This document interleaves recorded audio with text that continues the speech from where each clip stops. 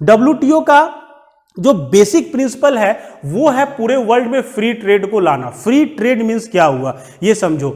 जिस प्रकार जैसे मान लो कि भारत अपना एक देश है, तो भारत में बहुत सारे राज्य हैं, तो राज्यों से जो सामान या व्यापार होता है, तो एक राज्य से दूसरे राज्य, दूसरे से तीसरे जो जाता आता है हमारा सामान, तो उसको जाने और आने में जिस प्रकार से कोई कठिनाई महसूस नहीं होती। मान लो बिहार से सामान बना वो चला गया यूपी, या महाराष्ट्र से सामान बन रहा है वो जा रहा है गुजरात, या गुजरात का सामान जा रहा है हरियाणा, तो कहीं पे कोई रुकावट नहीं है। इसी प्रकार की परिकल्पना डब्ल्यूटीओ करती है कि पूरे विश्व में जो ट्रेड हो वो फ्री हो, कहीं पर कोई ऑब्स्टेकल नहीं हो, तो उसे पूरे विश्व में फ्री ट्रेड को स्थापित करना, यही इसका मुख्य लक्ष्य है। और इस लक्ष्य को प्राप्त करने के लिए उसके 3 बेसिक जो कह सकते हो फंडामेंटल प्रिंसिपल है। एक तो है एमएफएन, मोस्ट फेवर्ड नेशन, दूसरा है टैरिफ बाइंडिंग, और तीसरा है नेशनल ट्रीटमेंट। एक का टर्म को हम लोग समझेंगे यहां पे कोई याद नहीं करना है, कुछ दिमाग में मत रखो कि हमको ये चीज लिखना है, ये याद करना, याद नहीं करना है, इसे समझना है और इस तरह से समझो कि आपको ये हमेशा याद रहे। एमएफएन मोस्ट फेवर्ड नेशन का दर्जा डब्ल्यूटीओ के द्वारा दिया जाता है। तो सिंपली समझो किसे दिया जाता है, जो भी डब्ल्यूटीओ के मेंबर होंगे वो मोस्ट फेवर्ड नेशन कहलाएंगे। मींस क्या है कि ये वो आपके अति प्रिय देश हैं जिसमें जैसे मान लो कि भारत का रसिया के साथ बहुत अच्छा संबंध है, तो भारत जिस प्रकार से रसिया के साथ ट्रेड कर रहा है, चूंकि उसका अच्छा संबंध है, वही ट्रीटमेंट उसे अन्य देशों के साथ भी करना पड़ेगा। यही है एमएफएन का सिद्धांत कि अगर आप डब्ल्यूटीओ के मेंबर हैं तो वो सभी जो है वो मोस्ट फेवर्ड नेशन हैं और उनमें एक फेवर करना है उन्हें, अपने सभी जितने उसके संगठन में और भी देश हैं उनसे फेवर करना है ट्रेड में। यानी कि एमएफएन का यहां पर पीटी का क्वेश्चन बनता है कि एमएफएन का दर्जा कौन सा ऑर्गेनाइजेशन देता है। आपको 4 ऑप्शन दिए रहेंगे, डब्ल्यूटीओ रहेगा, वर्ल्ड बैंक रहेगा, आईएमएफ रहेगा। तो एक क्वेश्चन तो पीटी का यहां पर सीधा सीधी बनता है कि एमएफएन का दर्जा कौन देता है, मोस्ट फेवर्ड नेशन का दर्जा कौन सा ऑर्गेनाइजेशन प्रदान करती है। जैसा कि लास्ट हम लोग करंट की बात करें तो पाकिस्तान को एमएफएन का दर्जा हटा दिया गया था, डब्ल्यूटीओ के द्वारा पाकिस्तान को एमएफएन का दर्जा हटा दिया गया। तो एक न्यूज यहां से आपका ये भी बनता है। तो एमएफएन को लेके आपके दिमाग में क्लियर रहना चाहिए कि एमएफएन का जो दर्जा है या एमएफएन की जो क्राइटेरिया है ये डब्ल्यूटीओ फुलफिल करके अपने सभी मेंबर्स को ये दर्जा देती है। दूसरा काम जो है इसका बेसिक प्रिंसिपल्स में टैरिफ बैंडिंग, जिस प्रकार हमने गेट में भी पढ़ा था कि गेट बनाने का मुख्य उद्देश्य ही यही था कि टैरिफ बैंडिंग था, कि टैरिफ को क्लियर करो, टैरिफ कम से कम रहना चाहिए। तो वो प्रिंसिपल यहां भी काम कर रहा है डब्ल्यूटीओ में भी कि टैरिफ बैंडिंग जैसे आपको बताया था आपके लास्ट क्लास में। टैरिफ मींस क्या होता है, कस्टम ड्यूटी, कि मान लो कि कोई एक देश से सामान दूसरे देश में जाता है तो उस पर जो सीमा शुल्क देश लगाता है, मान लो कि ए कंट्री है और बी कंट्री है, ए से सामान बी पर गया तो बी जो सीमा शुल्क लगाई, दैट सीमा शुल्क को कहा जाता है, कस्टम ड्यूटी को कहा जाता है टैरिफ। कि टैरिफ आपको फिक्स रखना है, या कहो कि आप जो अपना टैरिफ, जो अपना कस्टम ड्यूटी डिसाइड करोगे उसे आपको बताना पड़ेगा। जब आप मेंबरशिप लोगे डब्ल्यूटीओ का तो आपको बताना पड़ेगा कि आपका टैरिफ रेट क्या रहेगा और मैक्सिमम टैरिफ रेट आप क्या ले सकते हो, इसे कम से कम कितना कर सकते हो। तो टैरिफ बाइंडिंग सेकेंड इसका फंडामेंटल प्रिंसिपल है। थर्ड जो है वो है बहुत इंपॉर्टेंट सा है, नेशनल ट्रीटमेंट। ये ध्यान देना आपको, जो आपके सवाल है कि हम चाइनीज प्रोडक्ट को क्यों नहीं बंद कर देते हैं, आपको जवाब मिलेगा यहीं पर कि नेशनल ट्रीटमेंट, डब्ल्यूटीओ के अगर आप मेंबर हैं तो आपको नेशनल ट्रीटमेंट देना पड़ेगा। किस चीज को, जो भी बाहर से विदेश से सामान आपके यहां आ रहा है व्यापार के लिए, ट्रेड के लिए, उस सामान के साथ आपको मींस आपकी सरकार को कोई सौतेला व्यवहार नहीं करना है। मींस जैसे मान लो कि हमारे देश में भी जूते बन रहे हैं और हम अमेरिका से भी जूते मंगा रहे हैं, तो हमारी सरकार ये कभी नहीं कह सकती है कि अगर आप विदेशी जूते खरीदोगे तो आप पर हम टैक्स लगा देंगे, या वो सरकार कभी इस चीज को अपोज नहीं कर सकती है मार्केट में कि आप दूसरे देश के सामान को यूज ना करो। क्यों नहीं कर सकती है? क्योंकि वो WTO की मेंबर है, और WTO की मेंबर होने के कारण आप इस रूल से बंधे हुए हैं। जैसे ही कोई गवर्नमेंट इसका अपोज करेगी तो वो देश चला जाएगा WTO में, और WTO के डिस्प्यूट सेटलमेंट मैकेनिज्म में जाके वो वहां पे केस फाइल कर देगा। क्योंकि आप WTO के मेंबर हैं तो आपको WTO के एग्रीमेंट के अनुसार उसके टर्म्स एंड कंडीशन को मानना पड़ेगा।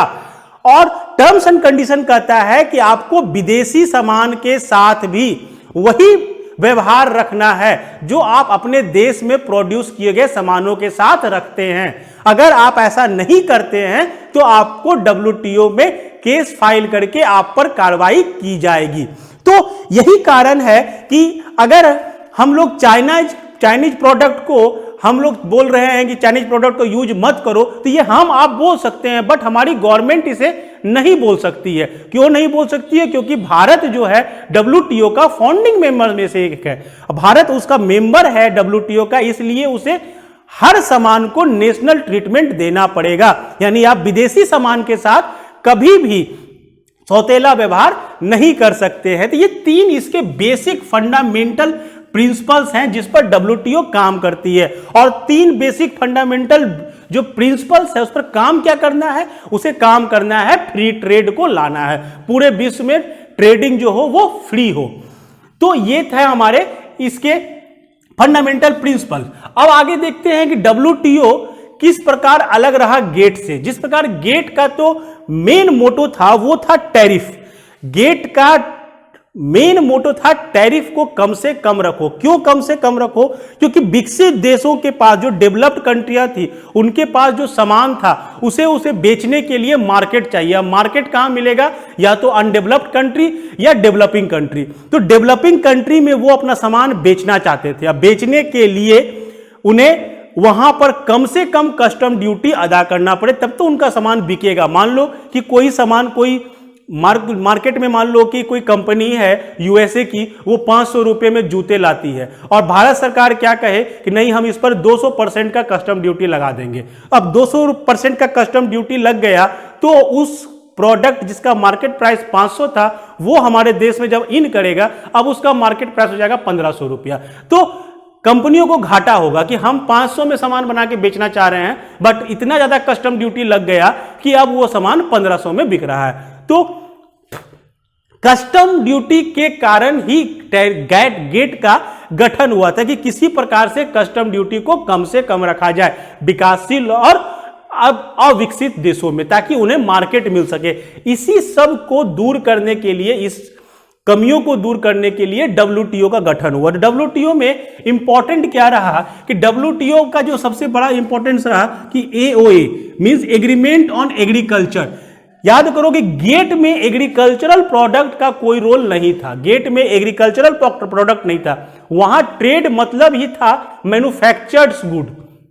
जो मैन्युफैक्चर होके निकल रहा है गुड्स वही ट्रेड हो सकता है। बट गेट से ये अलग इसलिए भी है कि यहां पर एग्रीकल्चर पर बात होती है। एग्रीकल्चरल गुड पर, एग्रीकल्चर के गुड पर हम लोग उसका भी ट्रेड करते हैं। दूसरा था GATS, general agreement on trade in services. ये मोस्ट इंपॉर्टेंट चीज रहा कि इसमें हम लोग सर्विसेज को भी ट्रेड में लाए। जिस प्रकार गेट में सर्विसेज का कोई रोल नहीं था, यहां पर सर्विसेज भी रोल में आया। तो एक एग्रीमेंट हुआ है ट्रेड इन सर्विसेज।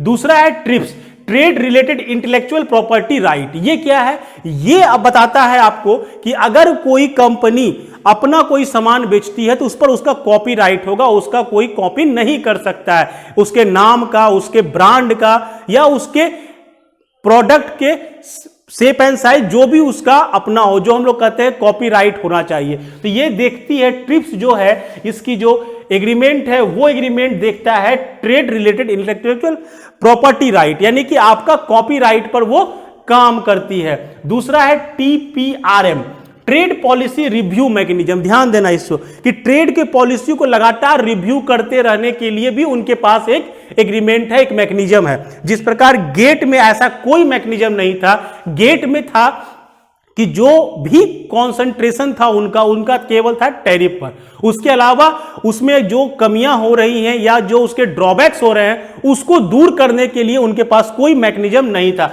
बट यहां पर ट्रेड पॉलिसी को रिव्यू करने के लिए भी मैकेनिज्म बनाया गया। जो और इंपॉर्टेंट रहा वो रहा डीएसएम, डिस्प्यूट सेटलमेंट मैकेनिज्म। अगर दो देशों के बीच में कोई डिस्प्यूट हो जाता है, जैसा अभी हमने बताया कि मान लो कि इंडिया गवर्नमेंट अनाउंस कर दे कि चाइनीज प्रोडक्ट का यूज मत करें आप, तो चाइना तुरंत चली जाएगी डब्ल्यूटीओ के डीएसएम में, डिस्प्यूट सेटलमेंट मैकेनिज्म में, और वहां जाके वो केस फाइल कर देगी। तो ये मैकेनिज्म यहां बनाया गया जो गेट में उपलब्ध नहीं था। गेट में दो देशों के बीच के डिस्प्यूट को सुलझाने के लिए कोई मैकेनिज्म उपलब्ध नहीं था। फिर जो करंट में आपके पास 3 और एग्रीमेंट किए गए, जो ये तीनों आपके करंट में आएंगे। ATC agreement on textile and cotton, textile and cotton को भी डब्ल्यूटीओ में शामिल किया गया। नॉन एग्रो मार्केट बनाया गया, नामा कि एग्रीकल्चर प्रोडक्ट तो हमारे ट्रेड में शामिल होंगे ही होंगे, नॉन एग्रीकल्चर प्रोडक्ट भी ट्रेड में शामिल होंगे। फिर ट्रिम्स आया, ट्रेड रिलेटेड इन्वेस्टमेंट मेजर्स, कि trade related investment measures means क्या हुआ कि मान लो कि कोई देश किसी देश में जाकर इन्वेस्टमेंट करना चाहती है या उसे अपना कोई इंफ्रास्ट्रक्चर बनाना है। जैसे एग्जांपल में समझा रहे हैं आपको कि हाल में जब आपके सरकार आई थी तो मेड इन इंडिया नाम का एक योजना आया, मेड इन इंडिया के नाम की योजना आई, और साथ में भारत सरकार को उस मेड इन इंडिया के अंदर ये कंडीशन रखा गया था कि अगर कोई देश बाहर से, कोई विदेश से कोई कंपनी आती है भारत में और भारत के जमीन पर वो अपनी फैक्ट्री लगाती है,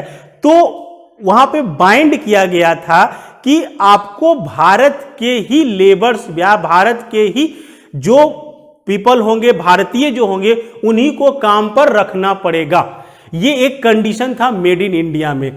तो जब मेट्रो, दिल्ली मेट्रो का टेंडर हुआ या दिल्ली मेट्रो प्रोजेक्ट शुरू हुआ तो भारत को पैसे की आवश्यकता हुई, तो वो डब्ल्यूटीओ गई। डब्ल्यूटीओ में जाकर वर्ल्ड बैंक गई, वर्ल्ड बैंक जाके वहां से लोन के लिए अप्लाई की। तो लोन के लिए अप्लाई की तो यूएसए की कंपनी जो थी वो मेट्रो में काम करना चाहती थी, बट मेड इन इंडिया के तहत जो कंडीशंस थे उस कंडीशंस के साथ वो काम करना नहीं चाहती थी। तो वो डब्ल्यूटीओ के इस एग्रीमेंट, इसी के तहत वो डीएसएम में चली गई कि हमें, चूंकि आप डब्ल्यूटीओ के मेंबर हैं तो आप हमें इन्वेस्टमेंट के साथ कंडीशन नहीं दे सकते हैं। ये डब्ल्यूटीओ के रूल्स में लिखा हुआ है। अगर कोई कंपनी इन्वेस्ट कर रही है आपके यहां तो वो उसे आप फ्री छोड़ेंगे अपने कंपनी को स्टैब्लिश करने के लिए। लास्टली मेक इन इंडिया से उस टर्म को हटाया गया, तब जाकर उसका लोन पास हुआ और फाइनली इस पर कंपनियां काम की।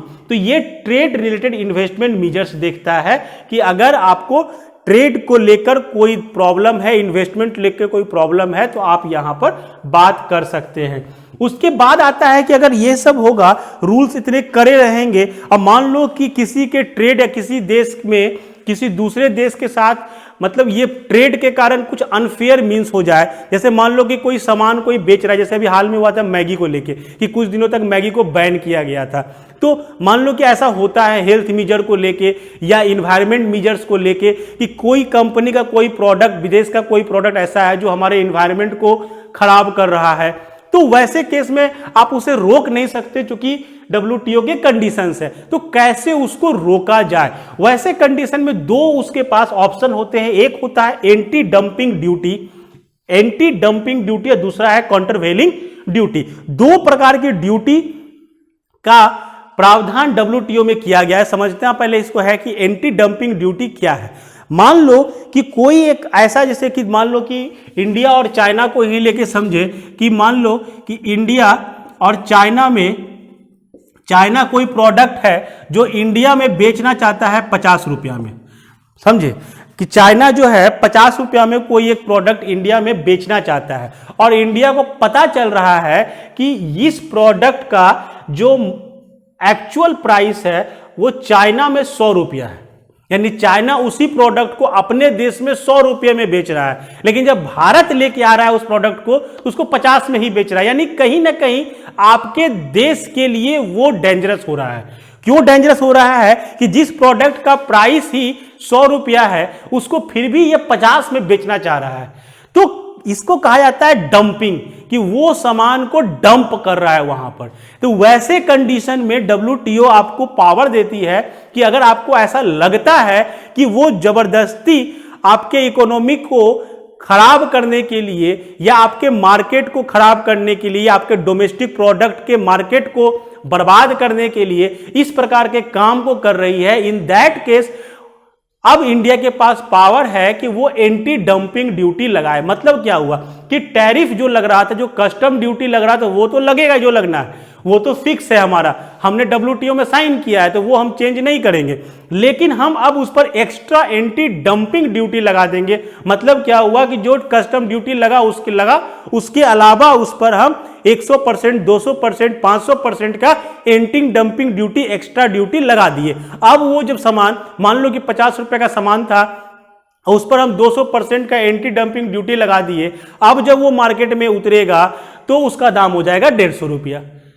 तो ये ऐसा किया जा सकता है। तो आपको ये जानना चाहिए कि एंटी डंपिंग ड्यूटी क्या है। वैसे ही काउंटरवेलिंग ड्यूटी है कि मान लो कि हेल्थ को देखते हुए या इन्वायरमेंट को देखते हुए या कोई भी ऐसा कारण आपको बताना, जैसे भी मोबाइल ऐप को बंद किया गया तो आपको कारण बताना पड़ेगा कि किस कारण से आप इसको बंद किए। तो हमने वहां पर कारण बताया अपना सुरक्षा को लेके, कि हमारे सुरक्षा को देखते हुए सिक्योरिटी रीजन से हम इन ऐपों को बंद कर रहे हैं, ये ऐप हमारे यहां जासूसी कर रहे हैं या ये ऐप हमारे डेटा को चुरा रहे हैं। तो ऐसा कोई कारण बताकर आप उस पर एक्स्ट्रा ड्यूटी भी लगा सकते हो और आप या तो उसको बैन भी कर सकते हो। जिस प्रकार एग्जांपल में अभी 59 ऐप है, या कहो कि जिस प्रकार से मैगी बैन हुआ था हेल्थ रीजन के कारण, जो मोबाइल ऐप बैन हुआ है वो सिक्योरिटी रीजन के कारण बैन किया गया। तो रीजन्स अगर आपके पास हैं तो रीजन्स के साथ आप उस पर एक्स्ट्रा ड्यूटी भी लगा सकते हो और उसे आप बैन भी